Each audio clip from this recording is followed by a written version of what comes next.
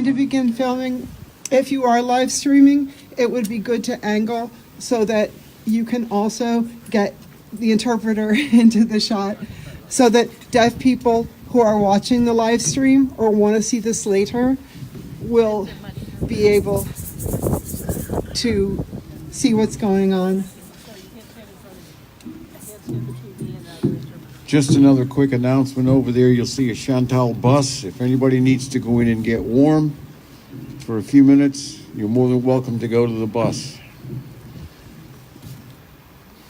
And again, welcome to the 49th National Day of Mourning. Yeah. Give yourselves a round of applause because you're moving. You're generating some heat. And if my hands don't freeze up, here we go. And once again, on the fourth Thursday in November, United American Indians of New England and those who support us are gathered on this hill to observe a National Day of Mourning. Today marks the 49th time that we have come here. Yeah, in all kinds of weather. To mourn our ancestors and speak the truth about our history. Those who started National Day of Mourning could not have envisioned that generations would still be here, year after year, carrying on this tradition. And many of the elders who stood on this hill and organized that first day of mourning are no longer with us, but we feel their spirits guiding us today. 49 Thanksgivings ago, my father, an Aquino Wampanoag named Wamsuta Frank James, was invited to address a gathering celebrating the 350th anniversary of the arrival of the Pilgrims. And when asked by the organizers to provide an advance copy of the speech he planned to deliver, Wamsuta agreed. When they saw the speech, the planners told him he could not speak only if he were willing to offer false praise of the Pilgrims. The organizers were even willing to write a speech for him. After all, they said, and I quote, "The theme of the celebration is brotherhood, and anything inflammatory would be out of place." He refused to have words put in his mouth. And National Day of Mourning came into being as a result of that refusal. And instead of speaking at the banquet, he and a group of indigenous peoples and allies from throughout the Americas gathered here on this hill and observed the first National Day of Mourning in 1970. Now, what really happened on that first Thanksgiving, or what some of us call the first Thanks-taking? According to popular myth, the Pilgrims, seeking religious freedom, landed on Plymouth Rock.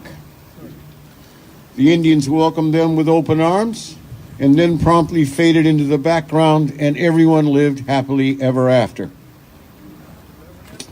The end.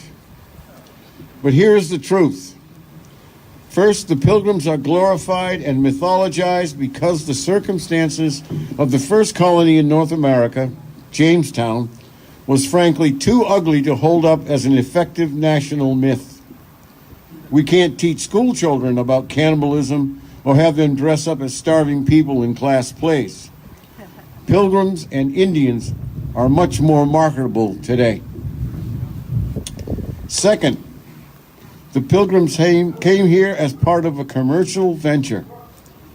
They didn't need religious freedom. They already had that back in Holland or the Netherlands. The Mayflower Compact was merely a group of white men who wanted to ensure they could get a return on their investment. When they arrived on Outer Cape Cod, by the way, not on that pebble down the hill, one of the first things the Pilgrims did was to rob Wampanoag graves at Corn Hill and steal as much of their winter provisions of corn and beans as they were able to carry. The writings of the colonists themselves describe these actions taking place. The next part of the mythology is true.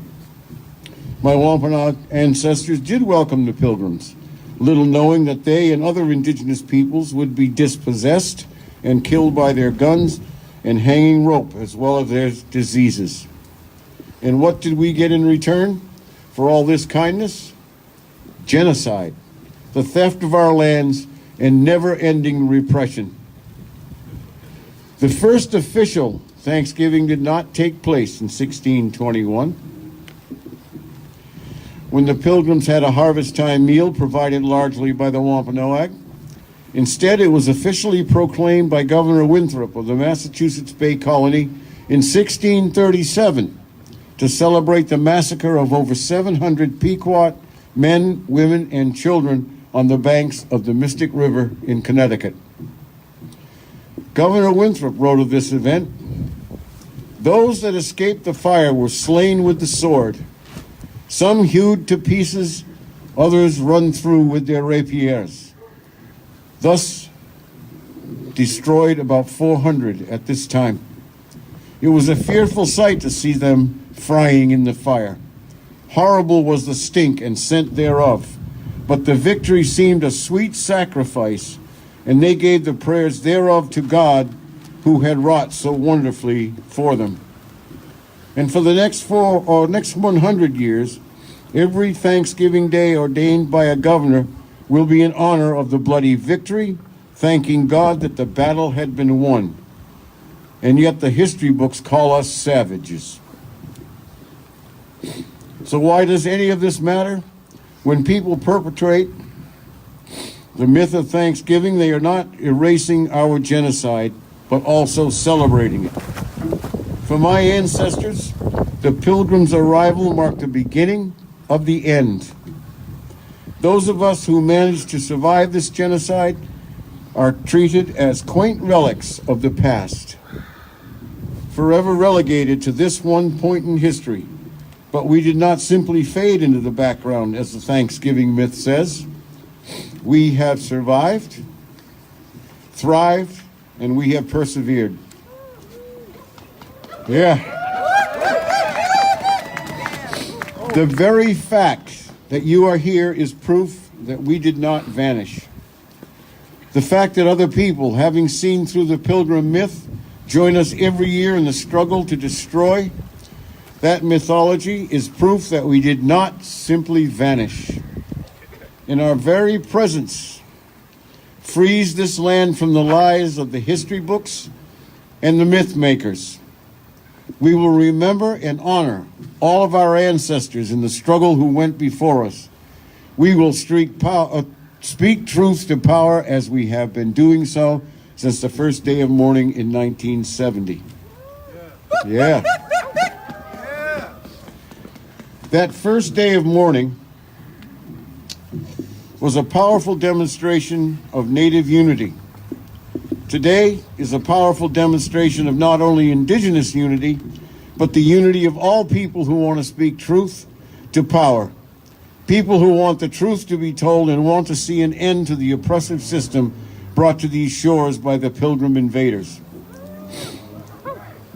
And sadly, the conditions which prevailed in Indian country in 1970 still prevail today. In 1970, we demanded the end of the Bureau of Indian Affairs, and it is still a demand today. Native nations should not need federal oversight to govern ourselves or take control of our own lands. Recently, the Department of the Interior ruled that the Mashpee Wampanoag should not be able to take their own ancestral territory into trust. In other words, the Mashpee are threatened with having their own land ripped away from them for a second time. This decision represents an attack on self-determination and sovereignty of all Native nations throughout the country, especially those who are federally recognized after 1934. I hope you will stand with Mashpee and support pending legislation that will give Mashpee the right to petition for land to be taken into trust. And please tell your congresspeople that this legislation should also be applied to other tribes in Massachusetts and elsewhere where federally recognized after 1934. And those who spoke of National Day or started National Day of Mourning also spoke of terrible racism and poverty. That continues.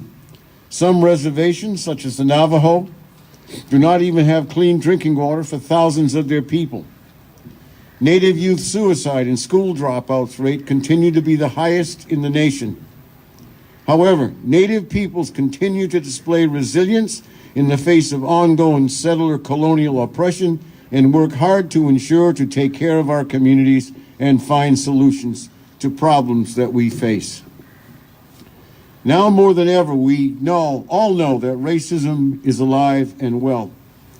All of us are struggling under the oppression and capitalist system which forces people to make a bitter choice between heating and eating. And we will continue to gather on this hill until the U.S. military and corporations stop polluting the earth, until we dismantle the brutal apparatus of mass incarceration.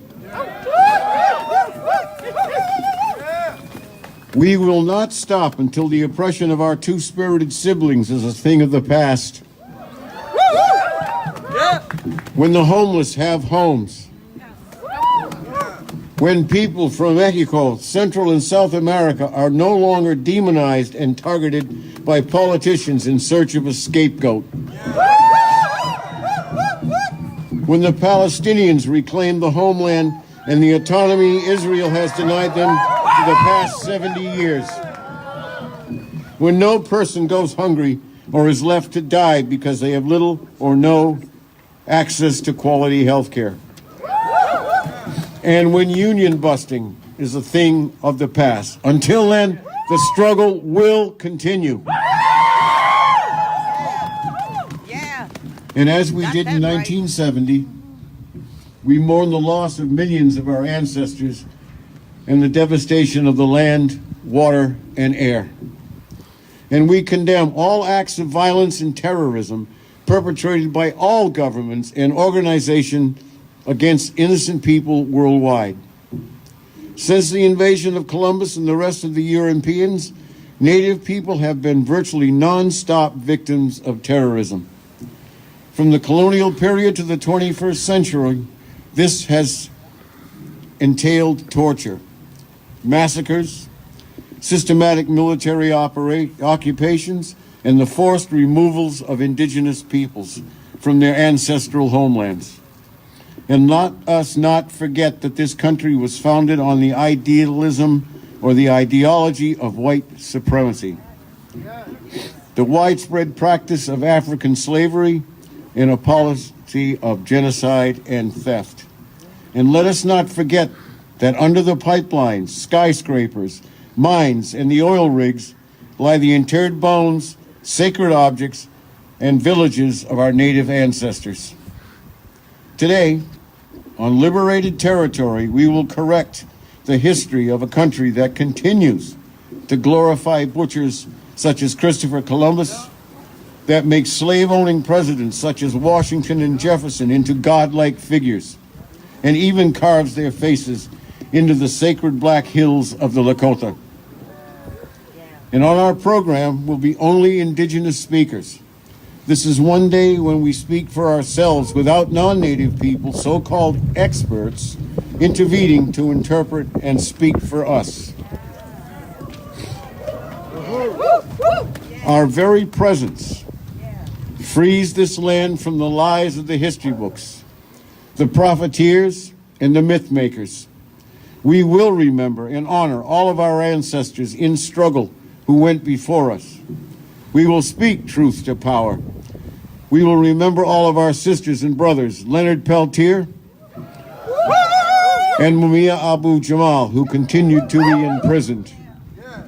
In 1970, very few people would have given any thought to the fact that the indigenous people of this hemisphere do not look upon the arrival of the European invaders as a reason to give thanks. Today, many thousands stand with us in spirit as we commemorate the 49th National Day of Mourning. In the spirit of Crazy Horse, in the spirit of Metacom, in the spirit of Geronimo, above all to all people who fight and struggle for real justice, we are not vanishing. We are not conquered. We are as strong as ever. Hope.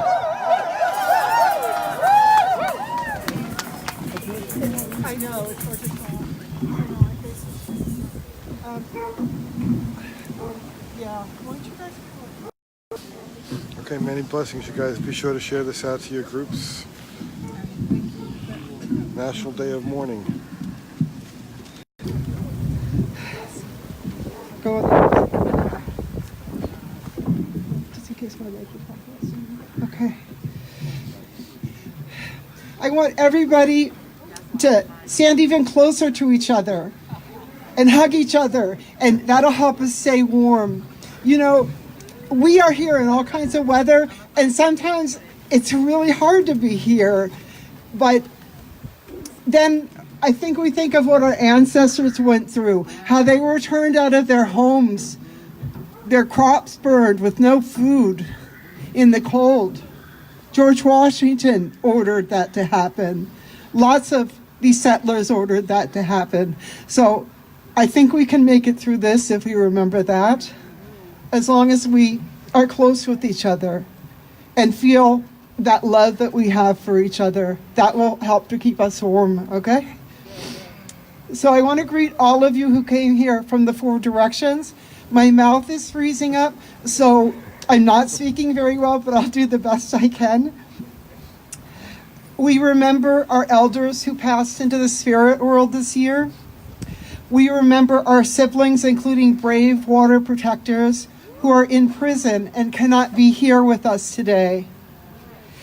Greetings to those of you who are Nipmuc from the Mashpee and Aquinnah and other bands of the Wampanoag, Narragansett, Massachusetts, Pequot, and the other nations from this immediate region, whether or not they are federally recognized, who had their land stolen for the first time in the 1600s and are facing the possibility of having it restolen now.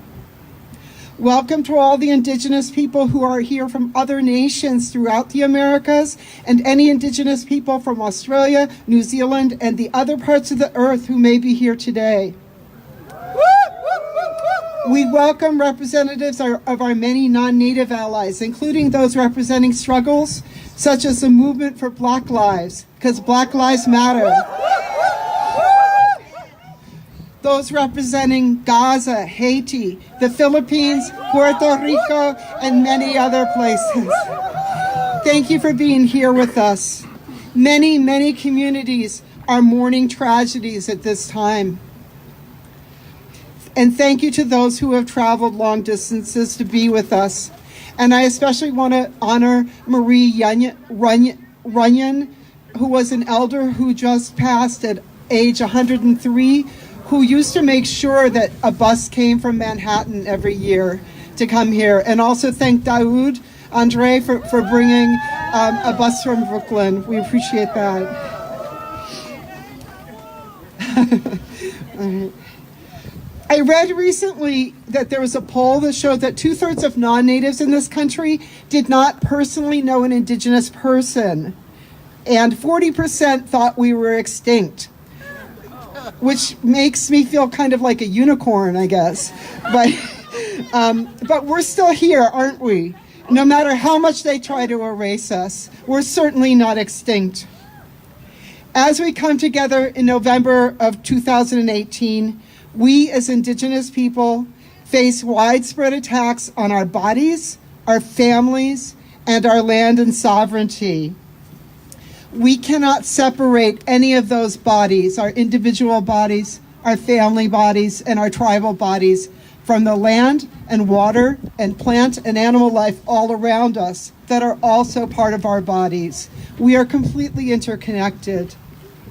Some of us who are here today come from families where we were taken away to be put in Indian residential schools, or to be put in foster care, or to be adopted by non-Native families.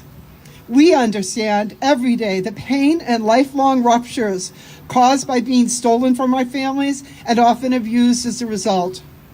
Even if we did not go through this ourselves, we may have family members who were stolen from their communities. Some of us had this happen in our families for multiple generations. We continue to experience intergenerational trauma within our families and tribal communities because of what happened. I raise this because in October, as some of you know, The Indian Child Welfare Act, called ICWA, was declared unconstitutional by a racist federal court in Texas. ICWA was passed back in 1978 to put a halt to all the indigenous kids in the U.S. who were growing up in non-native families without their culture and tribal connections. Before that law was passed, about a third of indigenous children were being removed from their families and adopted into white families. But now there are many forces who want to return us to those destructive times. In addition, thousands of our children are taken from their homes and placed in foster care, which is sometimes referred to as the new residential school, because so many children are unnecessarily being separated from their families. In the U.S. and Canada, Indigenous children have disproportionately high rates of placement in foster care. Whole industries have grown up around adoption and foster care services. Money is being made from our children's wrecked lives. So when the media says that the separation of families by ICE is something new, we are clear that this is not something that just started.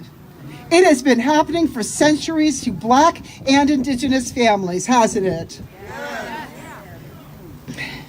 There are 573 federally recognized tribal nations in the U.S., with many more tribes that are state recognized.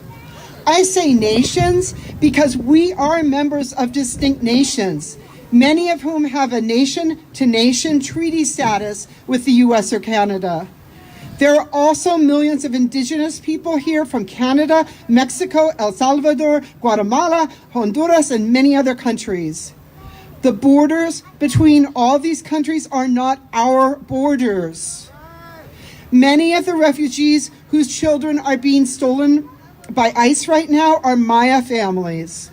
By and large, Indigenous people here are horrified at the sight of stolen children in cages and carted off to detention centers because we feel so deeply the pain and fear of having our children stolen from us. So when we look at those stolen children and those families who are fleeing their countries that have been destroyed by U.S. policies, we grieve for their suffering too, as they try to survive and keep their families together. I stand here today to demand that these refugees be given asylum by these pilgrim wash-ashores who sit in the U.S. government. And we must demand an end to the theft of all of our children. These attacks are not just on our children. Indigenous women have been under attack since 1492. That has never ended. In modern times, it's estimated that from 1960 through the 1980s, as many as 25 to 50% of Native women in the U.S. were sterilized without their informed consent. This happened in Canada and Peru, other countries too. I am mentioning this today because it is still happening in Canada. Indigenous women there are being coerced into being sterilized in Saskatchewan and other provinces too, with stories coming out about Indigenous mothers being pressured while they are in labor to have their tubes tied, or not being allowed to see their newborn babies until they agree to be sterilized. A huge swath of future generations of our people has never been born as a result of anti-Indigenous public policies. We ask people today to wear something red to say no more stolen sisters, to honor the missing and murdered Indigenous women, girls, and Two-Spirit people. Rosalba has brought a flag with the red cloth to represent our stolen sisters. One of the many reasons that Indigenous nations all over are fighting against pipelines and fracking and mining is that man camps are set up for the workers. The men have huge sums of money and lots of drugs to entice Indigenous women, who often end up being addicted and trafficked. Some of these sisters disappear, some get killed. Missing and murdered Indigenous women, girls, and two-spirits are thought of as a Canadian issue, but it's a big problem in the U.S., Mexico, and other places too.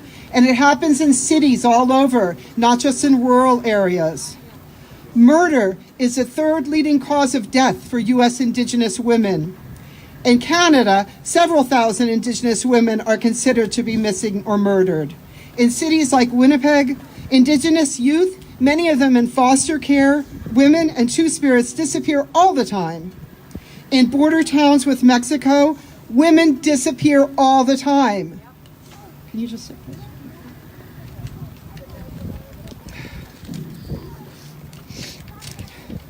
One of the problems in talking about missing and murdered Indigenous women, girls, and two-spirits is that Indigenous women are often uncounted, so that the numbers we have are very incomplete.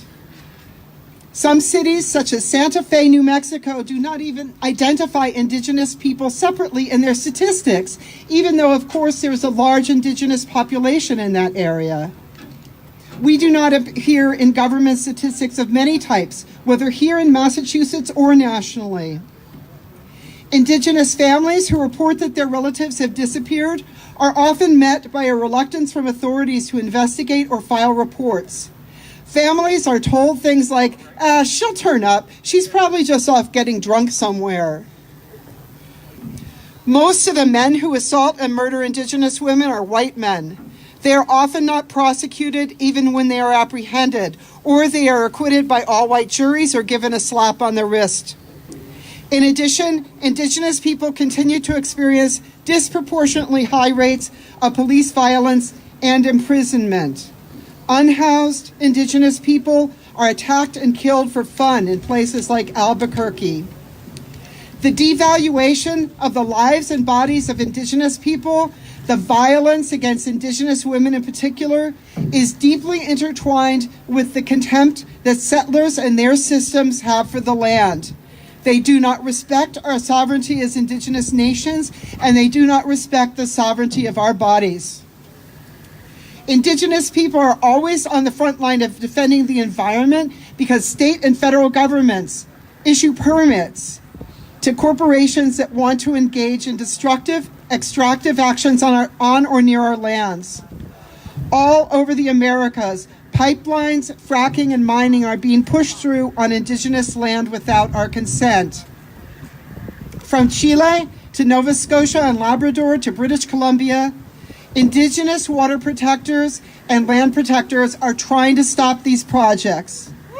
A lot of you here know about the struggles at Standing Rock to stop the Dakota Access Pipeline, but there have been many more frontline fights, largely led by Indigenous people, against the Keystone XL pipeline, the Bayou Bridge pipeline, the TMT telescope in Hawaii, and more. The resistance has continued in efforts to stop the development of sacred areas such as Bears Ears and Grand Staircase Escalante and the sacred Apache Oak Flat area. In the Yucatan area of Mexico, Maya people are protesting the Maya train project to which they have not given consent. People talk about climate change all the time, but they often feel powerless in the face of government inaction and denial. Being with each other at places like National Day of Mourning is a dress rehearsal for saving the earth. The earth will not be saved with all of these schemes, such as carbon credits or this idea of putting a shield over the earth to block the sun. That's a real thing.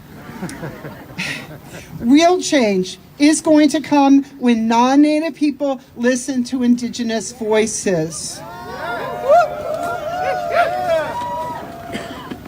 So today, we assert our right to care for one another and decolonize our minds, our histories, our languages, and our systems.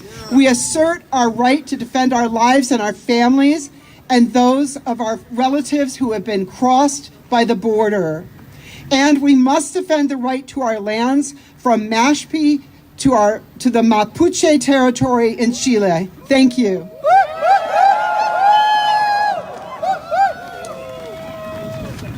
Okay. You brought that chair with you? I need the phone there, okay? Was that talking too fast for the interpretations of that? Okay, blessings, you guys. Be sure to share this out to your groups. We're in Wampanoag territory during this National Day of Mourning. And we will have all Indigenous speakers today. And yeah, many blessings, you guys. All my relations in the four directions. Okay. Thank you.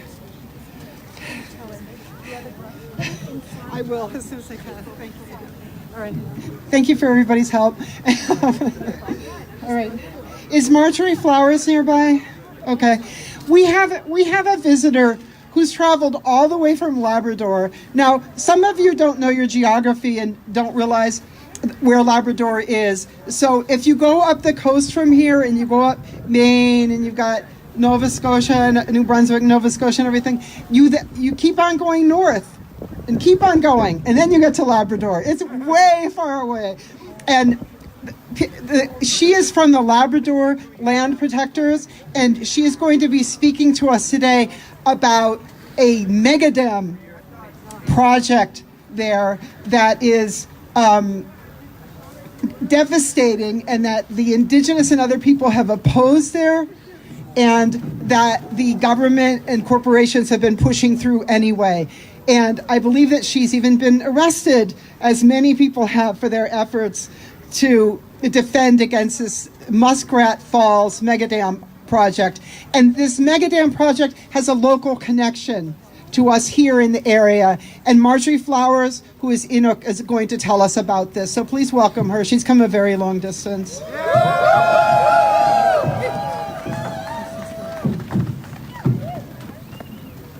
Wow. There's more people here than in my province. Well, first of all, I guess I'd like to say thank you very much for the invite onto traditional Wampanoag territory. I hope I got that right. It's a real honor to be here. It was a long trip, and I dread the trip back. But it is certainly worth it, because I do have a message that I'd like to pass on to you as Indigenous people, because I am too Indigenous. I'm an Inuit woman from the north coast of Labrador, which is on the very eastern point of Canada. I'm a beneficiary of the youngest Inuit land claims in Canada, which was just signed off in 2005. Now, the Muskrat Falls project is slightly outside of the claim area, but I grew up in the claim area, and my family is still in the claim area, and will be drastically affected by the negative changes that will happen as a result of this dam. You're going to have to bear with me. I'm not used to speaking to this many people.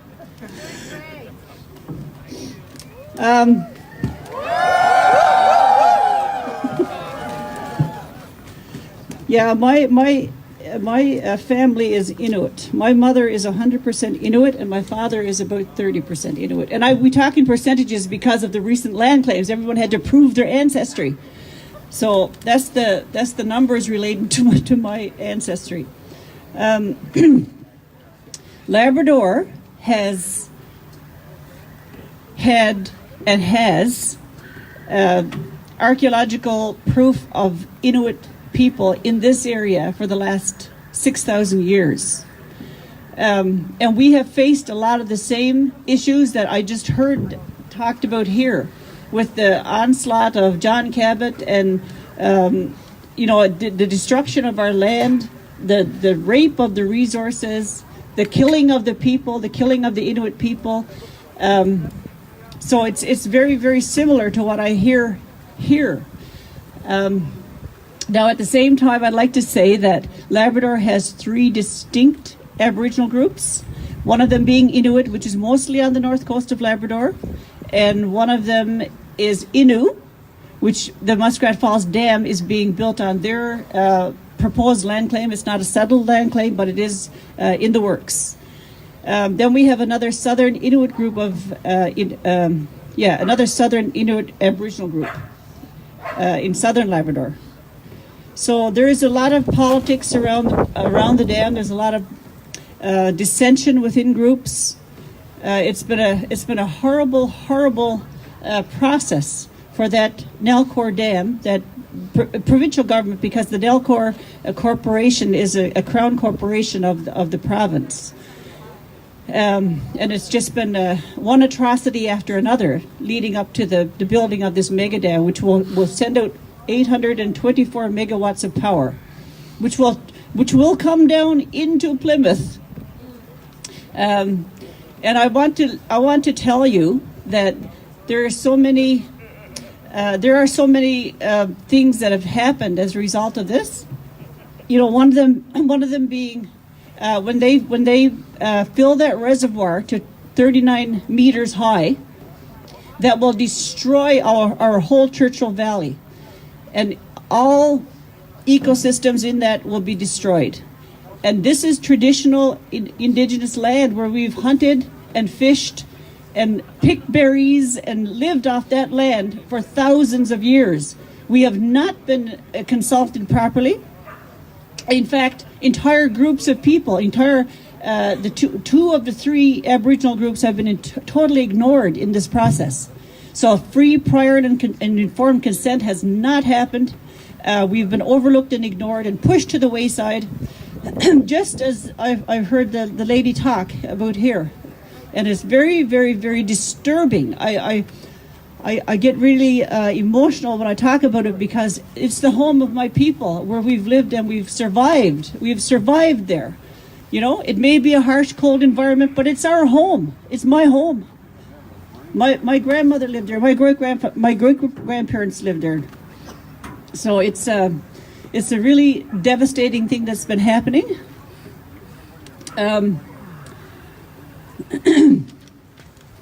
The rape and plunder, I don't want to get into a lot of detail about that, but Labrador is a very rich place. It's full of resources. It only has a very small population. We only have about 30,000 people in total in that big geographical area, and most of the population, of course, lives in the southern part of the province around the city of St. John's. So, that's the more urbanized area, and our area is, very few people and very, very much ignored. But we have the resources there. And it started with the fishery. Our cod fishery was completely raped and plundered until there's no codfish anymore, and a moratorium has settled on the place, so we can't fish codfish anymore. And Inuit are sea people.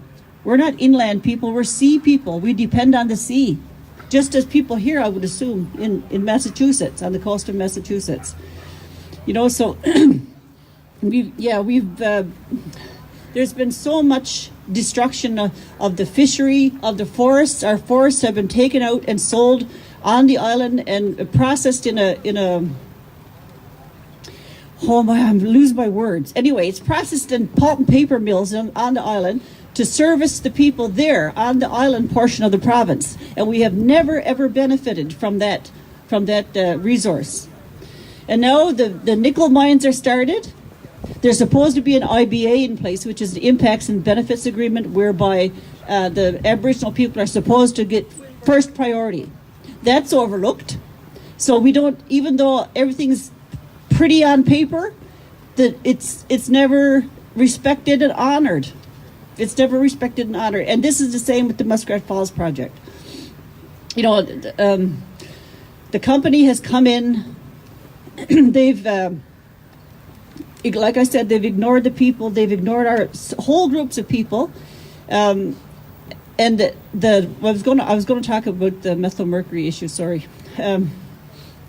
Once the reservoir is completely full at 39 meters, because the province has flatly refused to clear the vegetation and the soil out of that reservoir, there will be a buildup of methyl mercury. And I don't know the mechanics of that process, but I know what effects it has. And it's a neurotoxin that gets into the food chain and accumulates up higher and higher until it reaches me as a person who eats a lot of salmon and seal, will be accumulating 1,500 times more methylmercury than I would normally eat because there is a certain amount of methylmercury that does accumulate in the systems, in the ecosystems, naturally. But there will be an inordinate amount of methylmercury buildup that will cause me to lose my food. I won't be able to eat the traditional food that I've lived on all my life and still continue to live on. And that's an atrocity that our government has ignored completely. In addition to that, the dam has been built on a piece of land that's actually, the foundation is quick clay or marine clay, glacial marine clay is the scientific name for it. And once under pressure of water and movement, it can just flood out. Anybody want to see that? Google the Risa Dam failure on YouTube, and you'll see how that happens. Anybody downstream will automatically go underwater. There's no chance for anybody to be evacuated, and there's no evacuation plan anyway. The government has refused to put an evacuation plan in place. So the lives of our people are in dire danger. Everybody knows that, but the governments are representatives in the provincial government, at the federal level, they're completely ignoring what we're saying. And we've been struggling for the last 5 years. I've been involved for the last 5 years, but there's other people that have been involved longer. To try to reach the government to ask them to at least do a study of the North Spur to confirm to us and give us some reassurance that this is not going to break. They refuse to do that. And it's because we have on our side the world-renowned expert on quick clay, who tells us that it's not if it breaks, it's when it will break. So everybody, and this is the truth. I have friends and relatives who live in the lower valley and in a little place called Mud Lake just outside of Goose Bay that sleep with life jackets under their beds because they're so terrified, and they know what's going to happen. Although that reservoir is not completely full yet, it's up at 21 meters right now. But production or operation will start by next year, so that by that time the reservoir will be completely full. And it'll be 41 square kilometers of water on the surface, and a complete destruction of the lower Churchill Valley. There's my sign back there, the mega damage sign.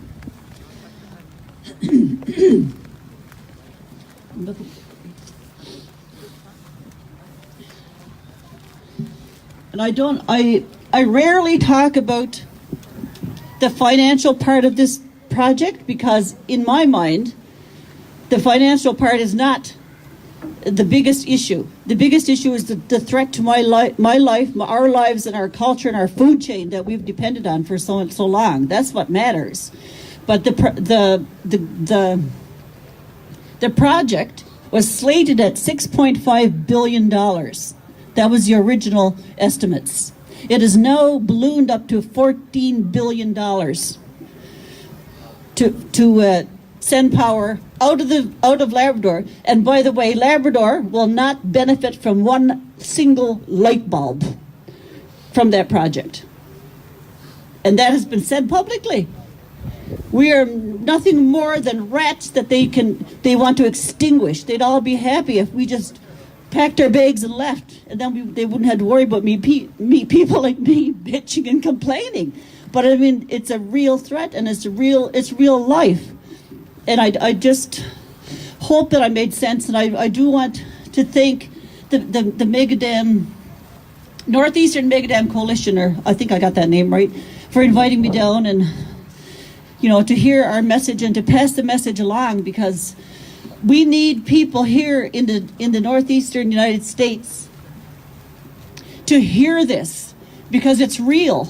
It's real, and I want to garner as much support as I can from people here to put a stop to this project. Even though it's 95% complete, I still hold my heart that this project can be stopped.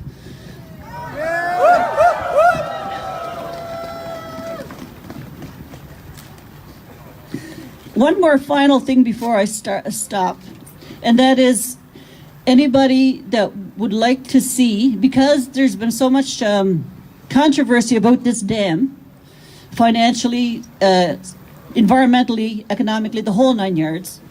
There is now a Muskrat Falls inquiry happening, and that's where a judge has been commissioned, and 25 lawyers are now on the case to examine, to do a forensic audit of the project. And you can go on muskratfallsinquiry.com, and you'll see what's being exposed.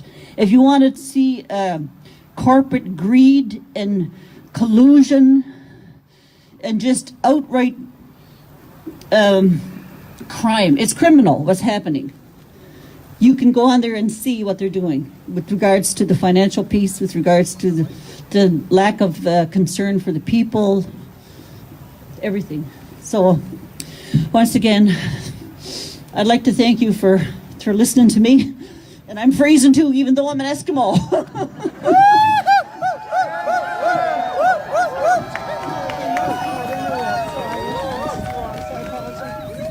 It's one person can do it. Thank you so much for being here. You're going to come to the social afterwards and everything too. I'm glad. You know, when we get up on the hill later, there's going to be literature tables that will be outside and in. Oh, I'm sorry. There will be literature tables that will be outside and in each of the social halls that will have information about Indigenous Peoples Day campaigns here in Massachusetts, about the Muskrat Falls struggle, about Lakota kids, about other things too. Just so you know, there'll be more information you can get later. Also, tonight, if we're still standing, we will post things about the different struggles on the UAINE, United American Indians of New England, Facebook page, so that you can get more information or see what you can do to help. We're going to change. If responsibles can please listen, we're going to change the order of our program a little bit today. What we would like to do is this. Bert Waters is here and is going to read to us a statement from Indigenous political prisoner Leonard Peltier. This is a very important part of National Day of Mourning for us. While he's reading that, some people will be going through the crowd with a red shawl, and we ask you please to make a donation for the Leonard Peltier Defense Committee as they're going through the crowd with the shawl. After we're done with the Peltier statement, I think that we should march.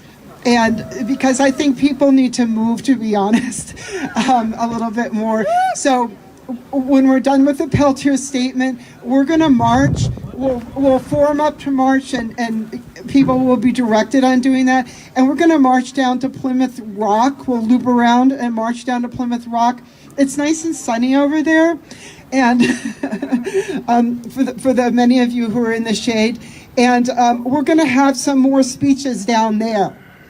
Okay, so just so you know, we're just mixing it up a little bit so people can get moving sooner rather than later, okay? Everybody doing okay out here? All right, okay. So I want to introduce Bert, who, who's had a difficult year personally, and we're so grateful that he's here with us, and that he comes here every year, and that he reads Leonard's statement for us. Bert is now 88. Good Lord.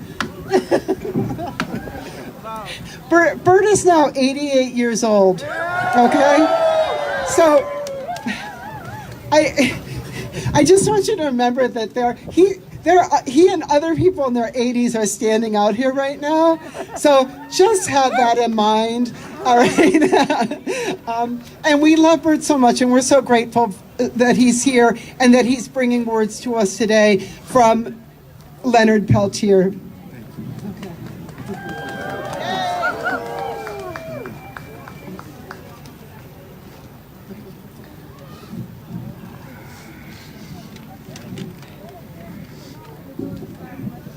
Thank you, everyone.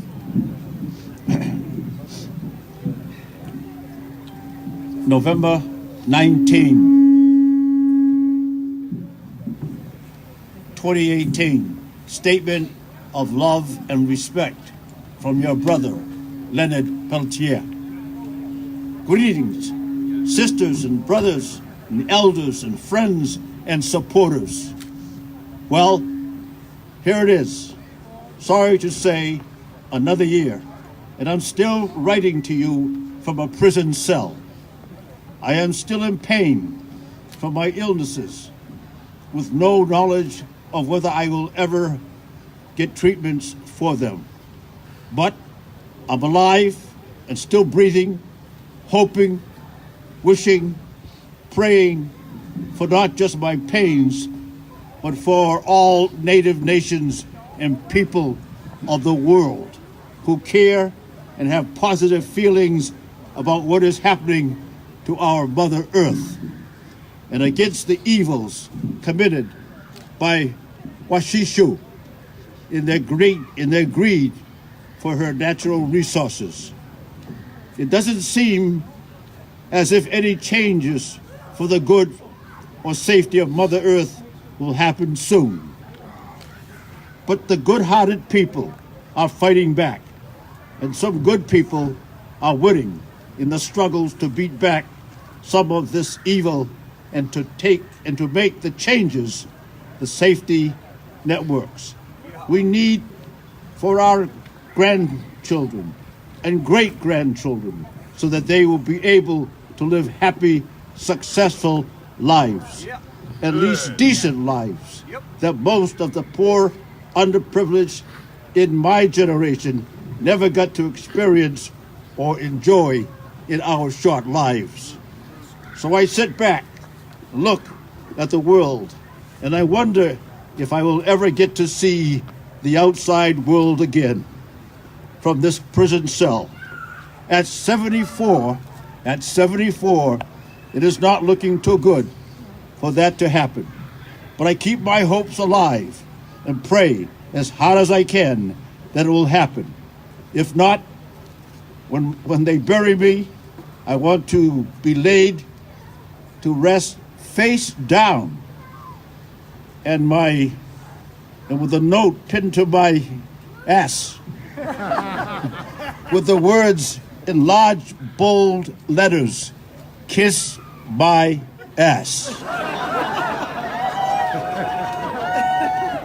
Just in case someone wants to study my bones years from now. On a more pleasant issue, one of my granddaughters, Ashley, is in college at the University of Arizona, Flagstaff, and she wants to be a medicine woman. How awesome is that? My baby, a doctor. I could be how proud, and how proud am I? You would not believe just how much I am. I could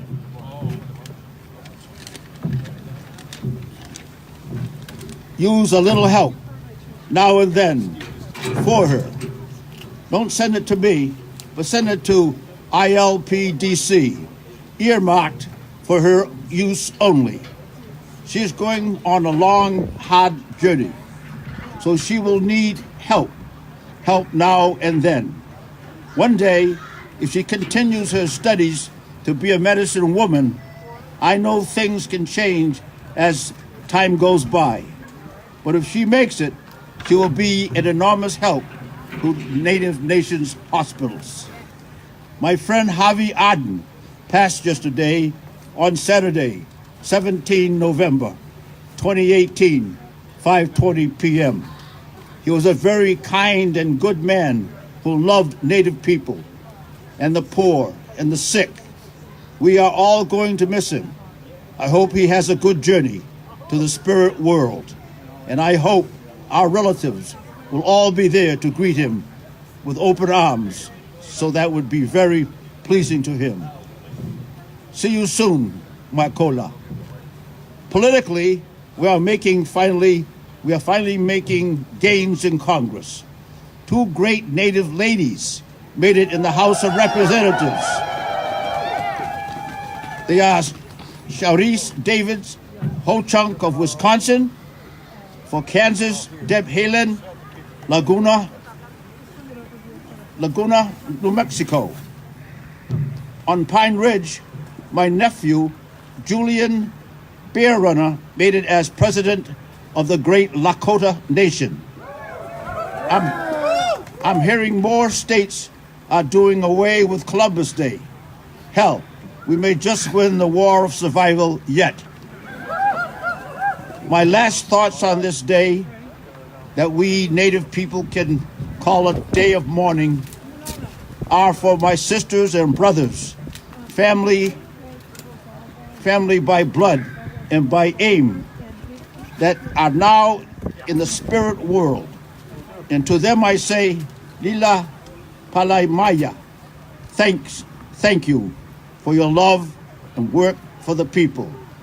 My thoughts are also with the youth, such as the water protectors and all people young and old who are working to protect Mother Earth. I hope someday in the near future to be with you and part of this march and join you in the feast prepared by Native people and wonderful supporters who have joined together today to honor our ancestors. In the spirit of Crazy Horse, Leonard Pelletier.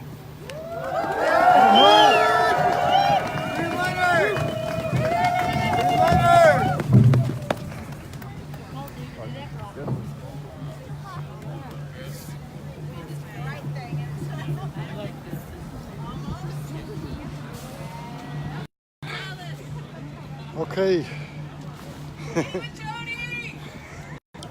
Leave it, Tony.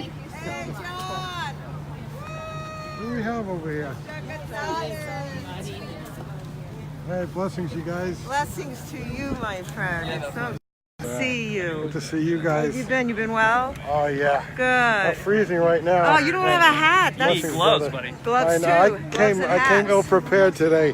I don't know. I feel like I'm on the line down at Standing Rock again. I'm no Freezing kidding, my right? butt off. It prepared you for today now. Yeah, no way it did. Yeah. But that was terrific. We had that letter written to us from Leonard Peltier, and he even honored the water protectors, and yeah, that was terrific, huh? Beautiful. So, That man is. do you want to say a few words about this day of mourning that we're Day having of today? mourning. Yeah. What I would say off the top of my head is that I feel really honored and privileged to have the knowledge that many people in the world don't have concerning the visibility of Indigenous peoples and their history and struggles in history. But for me, I want to say that the prophecy that many of us look towards, the rise of the Red Nation and people of all races coming together and lifting one another up to save this earth, to save these people, to save us all, gives me so much hope.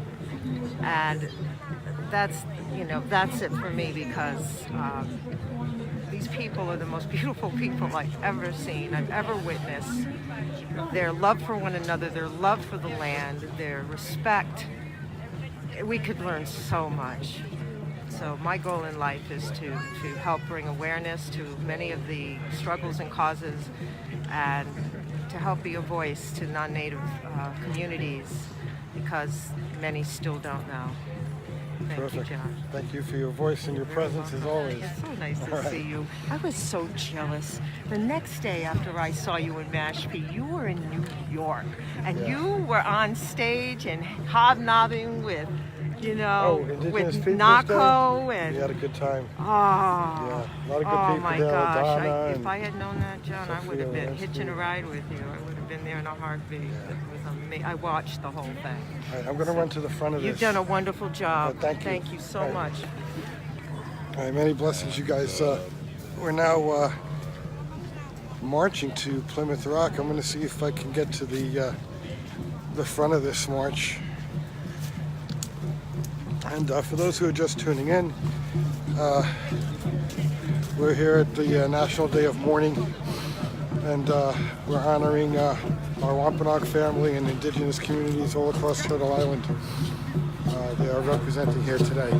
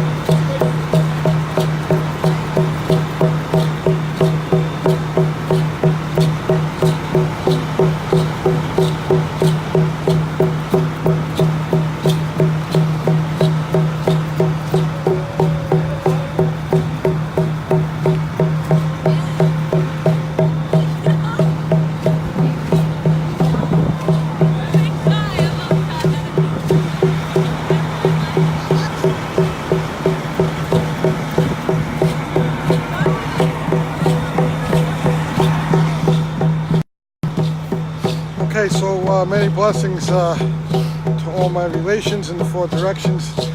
It's an extremely cold day today, and I honor and thank everybody who came out today on this National Day of Mourning. It was wonderful to hear that letter from Leonard Peltier, who honored water protectors and our Indigenous women who made it into Congress. And it's an honor to share space here in Wampanoag territory.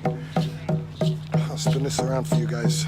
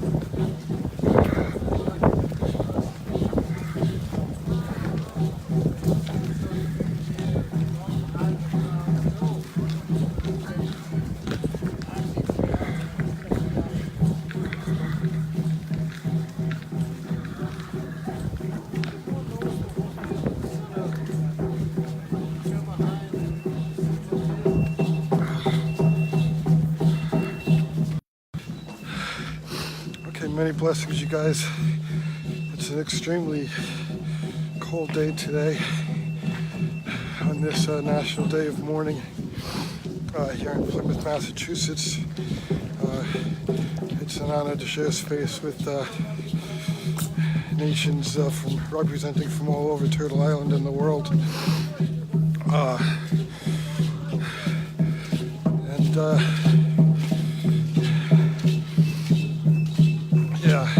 As families are gathered together, you know, cutting open turkeys, I think it's a good time for us to remember 526 years of near genocidal extinction, and all that our families went through back in 1620 before and beyond.